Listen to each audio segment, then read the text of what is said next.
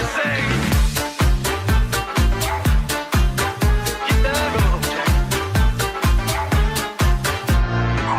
Old woman, don't treat me so mean. You're the meanest old woman that I ever seen. I guess if you say so, I'll pack my things and go. Hit the road, Jack, and don't you come back no more, no more, no more, no more. Hit the road, Jack, and don't you come back no more. Welcome back to another video, guys. This week we're going to do a bit of a rig walkthrough on the car, Haley the Hilux. So most of you probably haven't seen much about it, and we've heard a few questions come through. So I'm going to go through and try to give you a rundown of all the modifications and I guess how they were done. Before we start, I do want to say we've just hit our first milestone of 100 subscribers. So thank you very much, guys, for doing that. And if you aren't subscribed to us, if you can just hit that button, that'll help us out heaps and we'd really, really appreciate it.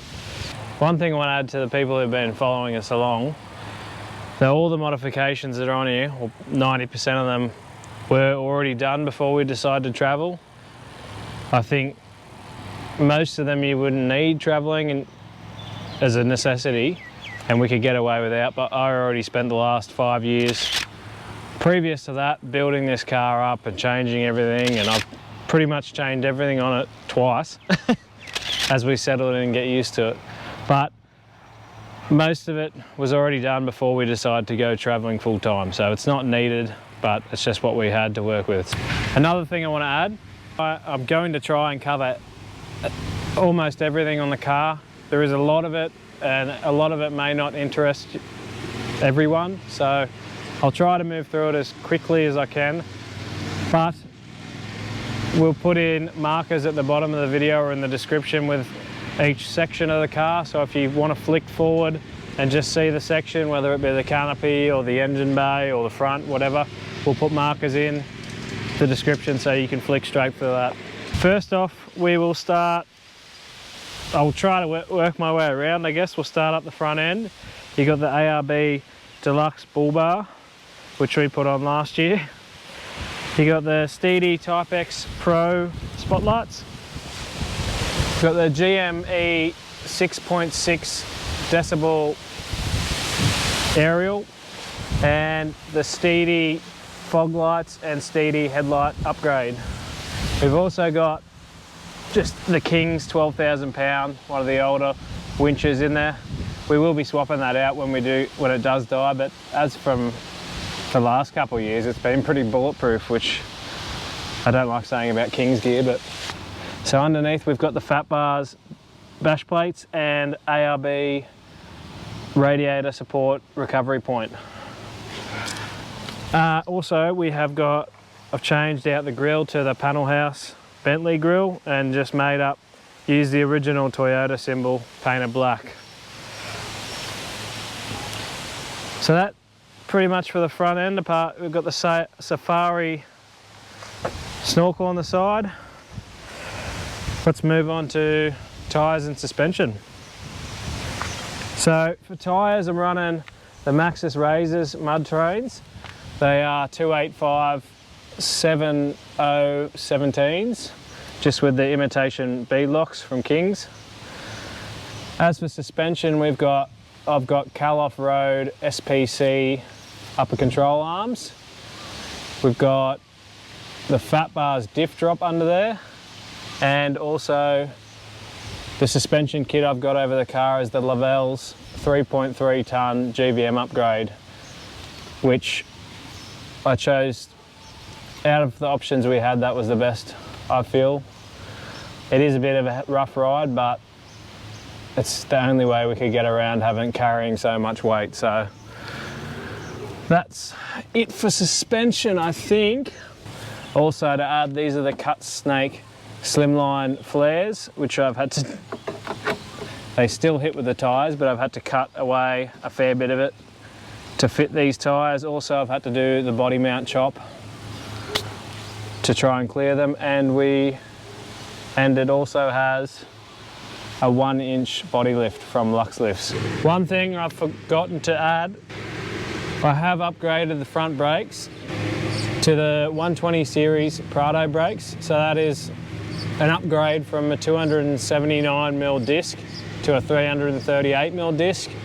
It involves replacing the discs, the calipers, and the pads pretty much. It's a pretty simple upgrade, but it pretty much pulls this thing up unreal now. If you do have any questions about that, flick me a message, I'll let you know what parts I used, etc. But that is one thing I just forgot to put in. I think that pretty much wraps it up. Just moving up to the roof quickly, I've got the Rhino Rack Vortex bars, just 2 of them, which is really all we use just to hold on this 23.0 ensuite tent. Moving to the big part of it, the canopy. Where to start? We'll start with the tray. So I built the tray a couple of years ago in the garage. It's all steel tray, Raptor line. Underneath I've put in a 100-litre water tank, which is plumbed to a 12-volt pump on the other side, which is plumbed out the back of the tray, as I'll show you. Here's the water filler for the tank. Also, I've built into the chassis of the tray, I pressure tested and welded in, made part of the chassis air tanks. So there is a, you'll see in a bit, there is a compressor up the front that pumps up the air tanks in the back and then runs into the canopy, so I can pump all the tyres up, use all the air tools we need. On the top we've got the AluCab 3.1 Expedition rooftop tent, unreal piece of kit. That I will go into more detail in another video, but just pointed out it is there. These are the ARB Tread Pro mounts, which I've just bolted through onto here just to hold them out of the way.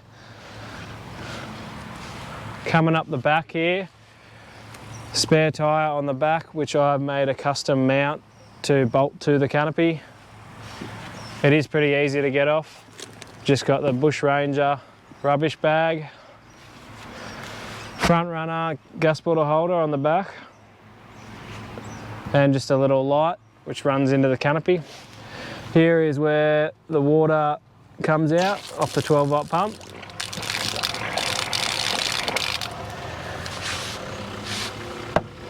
Just the 12-volt lights, number plate lights. The tow bar, I've put in the, can't remember the brand of them to be honest, but raised brackets for the tow bar just to bring it all up, get a bit more clearance under there. They also come with these little recovery points on them. All right, over this side we've got 23.0 270 awning, which you would have seen in most of our other videos. That is a great piece of gear. We have had to repair it once because it blew over the top, but we've had that for the last 3 or 4 years and it's been unreal. Over here on top of the tent, we've got a 170 watt solar panel up there, which is fixed. That just runs into here, plugs into an Anderson, runs into the box to charge the battery, which you'll see in a second. There is also a 240 volt inlet here if we need to plug an extension lead in just to run all the power through the canopy. And just some cheapo eBay weather shields. Which one's fallen off at the moment. I have got it, so we're just going to get some more double-sided tape and stick it back on. But I think that just about wraps up the exterior of the car, suspension, etc. What we'll do is we'll go in and have a look at the engine bay. All right, looking into the engine bay. There isn't a whole lot that I've done performance-wise. We have put in the ECU Shop Monster Max KD piggyback computer, and it has been tuned with that. So that's probably it for performance-wise. I've got the ARB compressor in here with a solenoid that pumps up the tanks at the back. A HPD catch can. All right, just moving over to the other side. We've got the 2 micron post filter, which I think is a necessity having on any diesel engine as they're so temperamental. In here we've got extended diff breathers and gearbox and transfer case breathers. We've got a little bit of a little 6-way fuse block just to run all the aftermarket accessories, the spotties, etc. This is an Victron ArgoFET splitter, which is an alternator splitter. That I've put that in, and that charges up the battery in the back straight off the alternator rather than having an isolator or a DC-DC charger, mainly so that I can charge it up as at whatever amps that alternator can put out. There's a lot behind that. I think that's about as much as I want to go into that part of it, but that's pretty much the charger that charges up the second battery. You've just got fuses, whatnot. The Century N70 battery. And I think that's pretty much it for the engine bay. Also, the clutch has been changed to a heavy duty NPC clutch, which is unreal and really necessary if you're carrying this sort of weight and running a bit of power through it. This is just the ECU shop radiator flow plate. I don't really know how much it does, but it pretty much just neatens up the engine bay. There's nothing much to it. So also in here we've mounted the controller for the winch, tucked away in there, out of the way, looks good, still works fine. So that pretty much wraps up the engine bay. All right, this is our kitchen side of the Canopy pretty much. So this was all fitted out last year. I made up all this kitchen, designed all that, and I just got the drawers made up by a welder because I can't weld alley yet. So this is all custom made by myself and assembled pretty much. We've got the travel buddy mounted in here, which is unreal piece of kit. Handy as for all the little cooking things we try to do. In here you got the Somerville Metalworks tray, which is just an add-on, and that's also where we got the insulated door for it. Over here you got the Dometic CRX 80 fridge, which is 80 litre. So that keeps all our food and grog cold. It is just enough space for us on the road, but we do have a second fridge I'll show you on the other side if we do need a bit of freezer space or a bigger drinks fridge. But we tend not to use that because it does draw a lot out of the batteries. Over here, mind that. Over here we've just got a 12-volt socket and 2 USBs, and our lights, which are not on at the moment. So these are the hardcore 1 meter bars. So you can select between orange, white, and dim and up and down. Central locking, the Canopy is central locked, linked into the car. Makes it unreal handy, probably my #1 favourite thing on the whole Canopy. You wouldn't believe how much of a pain in the bum it is to lock the Canopy 10 times a day. In here, I'll show you through, it is a bit messy, but we're living on the road full time, so give us some slack.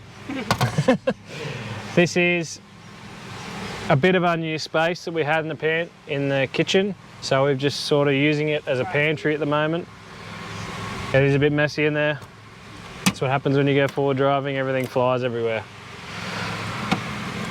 We've got this drawer, which we put our utensils in, plates, coffee cups, etc. As you can see, what's in there, cling wrap. Pretty standard kitchen stuff. And the bigger drawer, which carries our washing stuff, pots and pans, a little bin we put in, a little hiking stove, and any excess items that need to be put somewhere.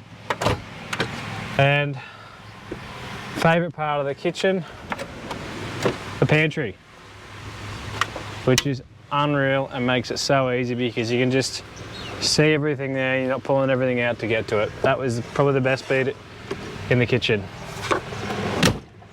Also, we've got a 240 volt outlet here. I'll explain that better when we go over the other side and look at all the electrical, but it is linked in with all the rest of them and can be plugged in too. So I'll explain that better, but that pretty much wraps it up for this side. All right, other side of the canopy. This is where all the magic happens here and where we store most of our bulkier items. I do tend to try to pack the weight towards the front of the canopy or in the car if possible, because there is a lot of overhang, and if you were to pack a lot of weight at the back of this, you could be running into some problems, which I won't talk about too much. We've got another hardcore 1 metre strip light over here, central locking. The whole canopy is insulated, just with that foil board bought from Bunnings. It does an unreal job at insulating it, because as you can see, the canopy is wrapped in black and it works. It's like an oven in here on a hot day. So if it was a cranking hot day, you put your hand on there, you'd literally scald your hand. So that works unreal, or the insulation. Moving into here, we've pretty much just laid carpet on the bottom. There was a false floor here, but just to cut down on weight and make a bit more usable storage in here, we got rid of that. So we've just got carpet flat on the alley at the bottom and ply on the back and the front walls, which has been carpeted too. So on the back, this is a 10 metre hose reel which runs to the built-in air tanks in the tray, which runs from the compressor at the front. So I pretty much turn the compressor on, open the door up, and I can run that out and pump all the tyres up, or whatever we need to use air for. You've just got a little hatchet here and the fire extinguisher. Up here we've got a bigger axe. The shovel stays up here, the mallet, and this tube I've put in over here just carries usually our extra camping poles or a fishing rod every now and then. These are those quick fist clamps. They are unreal for doing any sort of storage, odd storage. It just saves all this stuff floating around the canopy and making it a bit messier. Moving on, these are all our winter clothes in here. This is the extra fridge, which is a Brass Monkey 15 litre. It draws a lot of power for what it is. It is a tiny fridge, so we tend to pack it away if we don't need it. Stove, Weber, all our extra shoes. This is where the ladder and the table live for the rooftop, etc. Alright, I'll try to talk you through the electrical. It is very complex and I've redone it about 3 times. I'm an electrician by trade, so of course I have a extremo electrical setup, but it actually is a lot simpler than it looks. The Argo FET splitter in the front of the engine bay that I showed you before, it runs straight off the alternator and pumps straight into this DCS battery, which means it can charge it up to 60 amps, which means literally an hour or 2 of driving should charge the battery up full. But failing that, if we're not driving like this week, we've got the Victron MPPT solar charger up there. So that 170 watt, it's a hardcore 170 watt solar panel up on the roof, pumps straight into that, and that pumps about 10 amps of juice into this on a good sunny day. Coming off the battery, I will just say, from the battery, the run to the front of the car, I've run a 50mm cable, which is a very large copper cable, which means there is 0 voltage drop, and I can pretty much pull 150 amps from the front if I wanted to. So in future, if I want to move a compressor from the front up here to put in a bigger compressor, it is possible because of the cabling. All right, so coming off the battery, it runs through, I've got an isolator there, which is nearly off at the moment. It runs through all these fuses here. So we've got a fuse for the inverter, fuse for this fuse panel, which runs all of our 12 volt extras, all the lighting, 12 volt in the car, 12 volt in the rooftop, everything. So that runs it all. Got a switch panel here, you've got your USB, your voltmeter, which I don't really use, and the cigarette socket. The DCS battery has a built-in Bluetooth system to my phone where it'll tell me the state of charge, how many amps I'm using, the voltage of the battery, the health of the battery. It'll cut it out, does everything. So the voltmeter just was there. So I've got the inverter, the pump, voltmeter, the rear light that you saw on the back before, the door lights, and a switch just cuts the power to the rooftop. So coming into the canopy, I have put door switches in on both sides, which if we've got the lights going up here, when you shut the door, cuts the lights off, which saves us leaving them on and draining the battery. Another feature of those door switches, I've linked them into the car door switches, so if I leave a canopy door open, it'll trigger the little door light on the dash in the car, which is unreal because of the amount of people I've seen who've left a door open and driven away, and I've done it before, but actually run into something and rip the door off. It is a nightmare. You pretty much need a whole new canopy. So that is probably one of the great features of putting those little door switches in. It was easy to do, not going to go into how it was done, but over here, righto, so 240 volt side of things. You've got the Milwaukee charger that I have just mounted in here. We've got two double outlets here, a double outlet over the other side, and there is an outlet under the fridge that's permanently plugged in. So if I plug a lead into the inlet on the other side, a 15 amp lead, say we're at a caravan park, it will automatically switch all of these outlets to mains power, and the fridge will automatically go over to mains power, save draining the battery. Awesome feature. Haven't really used it yet, but it is there should we need to, say the battery fails or something and we want to get the fridge going, or if I was to keep it in a garage just to keep everything going. Up here is the controller, or the control box for the 240 volt. So that's just got a 20 amp RCD, which just protects all these outlets. And I've run contactors in there to as a changeover switch for all the 240 volts. So normally, if I've got the inverter on, these outlets will all run off the 500 watt Victron inverter. But if I plug that mains power off, these contactors will automatically switch all the outlets over to mains power and turn the inverter off. It's a safety feature, so you don't backfeed the inverter and run into a whole heap of issues there. Electrical wise, that covers most of it, and it is a very complex, extreme setup, but I understand it and know how to fix it, and it works for us. I wouldn't recommend it to everyone. I've also got, I'll just add, brand, I think it's Topogy. It's a water meter for the tank, so it's an inline meter for the tank. So I punch in how we fill up the tank with 100 litres. I punch it into here and it'll meter it going out, so we can tell exactly how much we have left in the tank. There is 6 litres left in the tank at the moment because I used it all to wash the car. But it's fine because we got water around. We'll go fill that up. And I think that just about wraps up the canopy.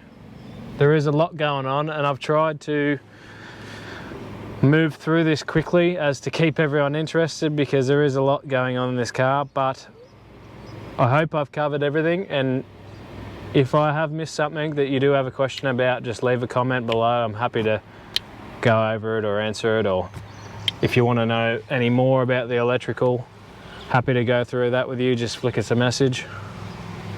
But moving on to that, I think we'll go have a look inside the car at what we've done to the back seat.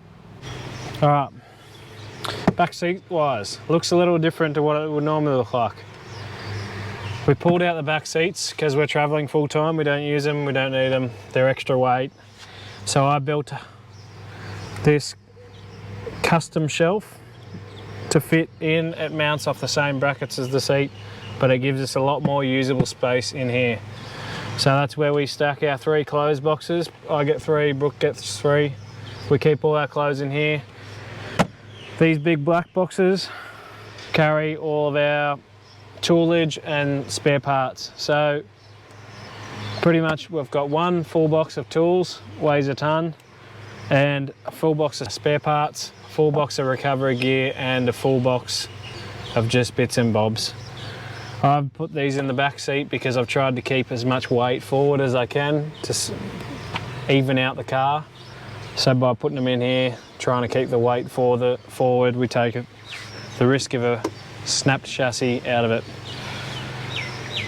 Bit of camera gear up here and up above.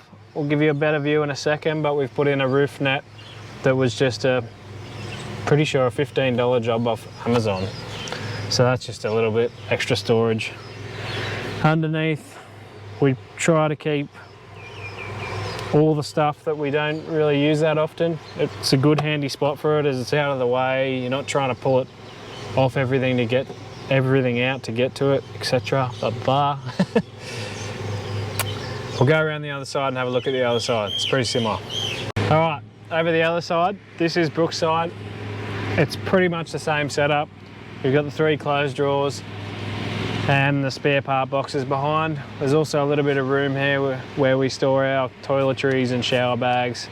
Just easy to reach bags for us to get to and brush our teeth at night. Same thing underneath, just storage, more of the items that we don't regularly use. So like a beach umbrella, there's a couple yoga mats. Underneath we also keep, in the original compartments under the seat, we have the first aid kit on this side. So that's something that we know where it is all the time and easy for us to get to. And on the other side in the compartment is where I keep a 4-ton upgraded jack. So I threw away the original jack that Toyota give you. Once you lift the car this much, it's pretty much useless. So got a 4-ton jack which covers it. All right, we'll go have a look at the front. All right, into the front of the car, which is pretty much our home a quarter of the time. Up the top, we've got the roof net, which I was talking about before. So I've just used bolts off the handles on each 4 corners to tie that in. Keeps it nice and tight and strong too, so it doesn't, no risk of it snapping and smacking us in the head. This is our little mascot Sprout. He makes it a little bit more homely for us in here. So he just lives up here in the roof net, along with a couple hats, an iPad, a book occasionally, some of the camera gear stays up there.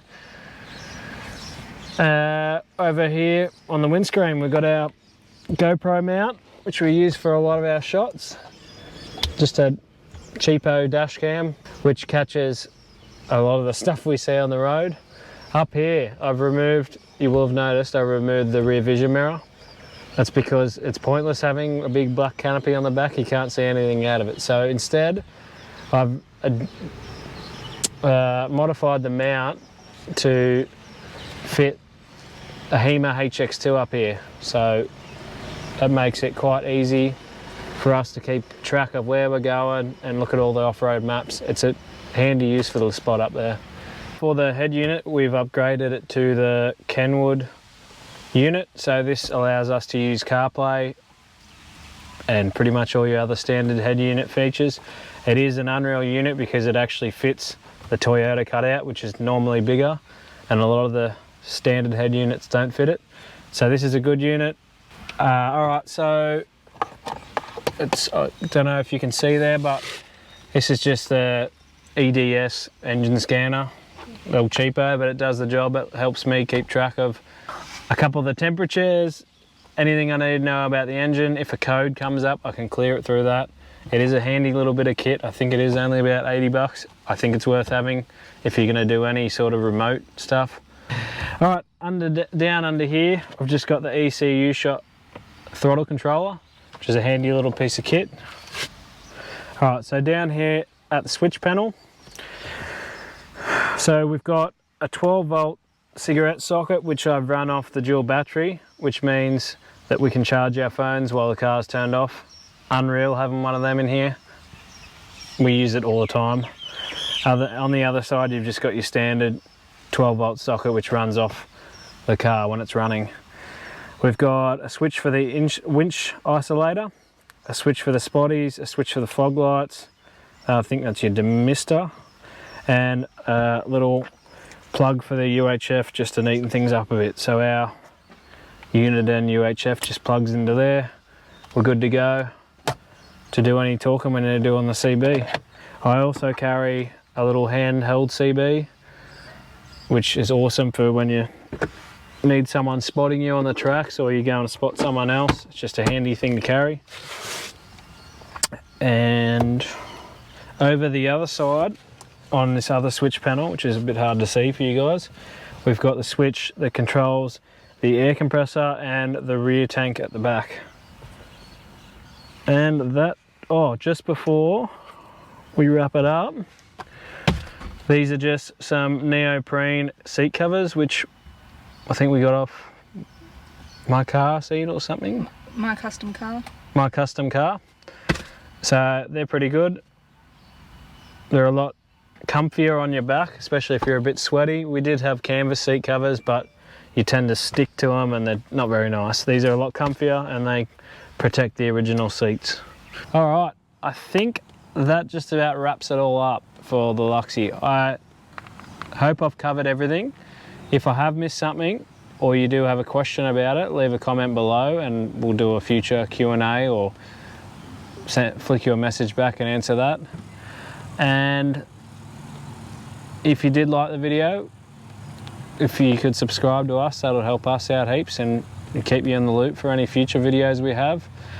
We will be doing a video on the LU cab coming up, and we might also do a little review on the awning coming up, so keep your eye out for them. All right, cheers guys. All right, good, let's get going.